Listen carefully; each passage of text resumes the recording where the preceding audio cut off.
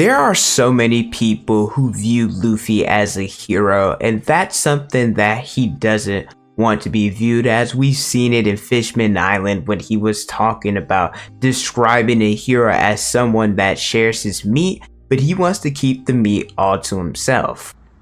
He did the same in Wano. Luffy, he wants to be viewed as a pirate and not a hero. I get that. He wants to be a pirate since they're the freest type of people in the world. They can do whatever they want without certain expectations being thrusted upon them like heroes do. So why do so many people view Luffy as a hero or someone that's very important? I wanted to talk about that in today's video. But if you guys enjoy regular anime content, make sure you guys like the video, subscribe to the channel, and hit the notification bell so you guys never start a new video. With that away, my name is Potential Unleashed, and let's talk about why so many people view Luffy as someone special. For starters, I think you can say it's because of his actions, his goals, his bloodline. Luffy, he has high expectations on him. He's the grandson of Garp and the son of Dragon. One is the hero of the Marines and other is the leader of the Revolutionary Army, two of the most influential people in the entire One Piece verse. He has such big shoes to fill, and I think that's why so many people have these high expectations for him.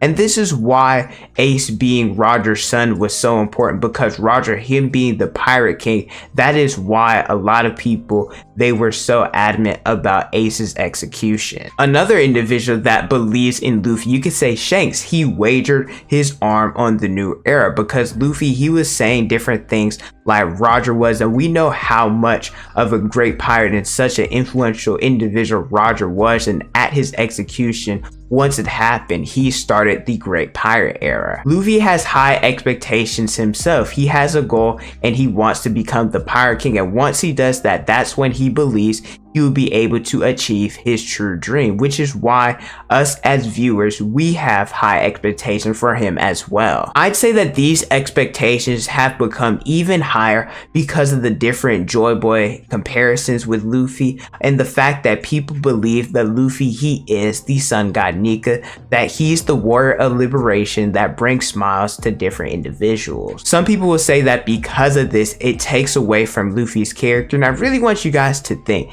does it really take away from his character? Because the answer is it doesn't. Luffy has always brought joy, smiles, and laughter to people. He's always helped different individuals in time of trouble, doing it not because he has to, but because he wants to, embodying what he believes what it means to be truly free. The only reason why so many people are making such a big deal about it is because of his devil fruit and how broken his awakening is. The only reason why people are making a big deal about this is because his devil fruit is now something that's special when we thought it originally wasn't. Which is true. I can understand why some individuals will have a problem with this, but let's not act like Luffy's devil fruit wasn't broken before he unlocked Gear 5th, because Gears 2nd through 4th, him adding Haki and their advanced versions, let's not forget that Luffy was boxing with Kaido 1v1, and a lot of people consider him to be the strongest character in the series. So yes, Gear 5th, is it broken? Absolutely. I'm not sitting up in here going to try and debate this with different people, but let's not act like Luffy,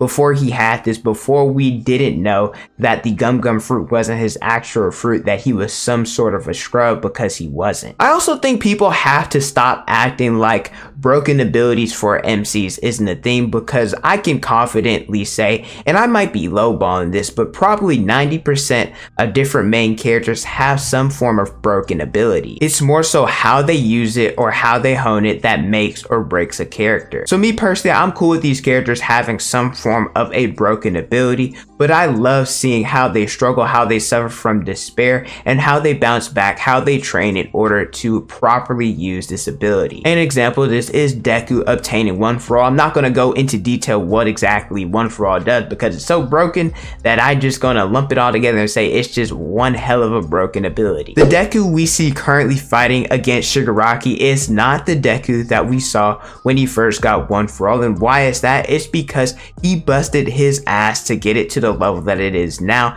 constantly training, constantly getting battered and bruised, having to sacrifice so much to surpass All Might. This isn't exclusive to just Deku. I could could do multiple MCs and explain how they've honed their broken abilities, but circling back to Luffy, let's not act like he didn't go through a lot even having this special fruit. He had to train, suffer despair, and he's been through hell and back multiple times, so him being Nika hasn't changed his character at all. The reason I'm making this video is because of something that happened in chapter 1102. After following Luffy on his journey, Kuma believes that Luffy, he will save the world. Kuma, knowing firsthand how corrupt the world is, I mean the celestial dragons, people within the navy, the different warlords of the sea, etc. I will say though, when Kuma said that line, it was a little bit cheated to me. It kind of reminded me a little bit of what Katara said about Aang in Avatar. But I believe Aang can save the world. He later said that something in Luffy's actions shakes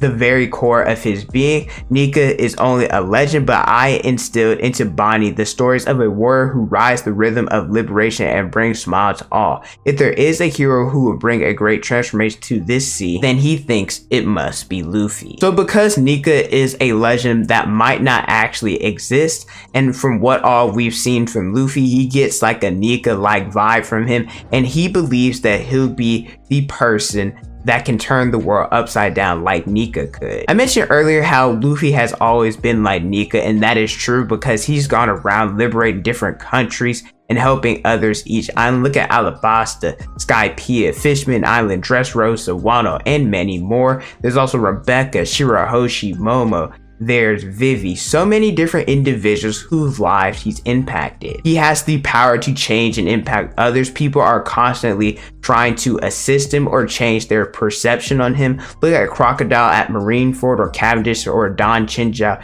in Dressrosa. It's always been this way. Now it's just been more explicitly stated. Not to mention that Emu and the Gorosei, they're the bad guys from 800 years ago, so who's supposed to go and stop them? Well, that would be the reincarnation of those who opposed them so long ago. It would be those with D in their name and Joyboy. Luffy being the MC, of course he would be the person who would go and oppose the antagonist at the end of the story. I always tell people if they want to truly enjoy the story, they have to read it as if they're from the future and looking back into the past. What I mean by that is look at it as if Luffy has already become the Pirate King and he's already achieved his dream. We're just going back in time and watching how it all unfolded. So we're going back and seeing him at his highs when things are easy and his lows when things are hard. I think if people looked at it like that, then more individuals wouldn't be so upset. I will say specifically maybe towards the latter half of Wano and Egghead,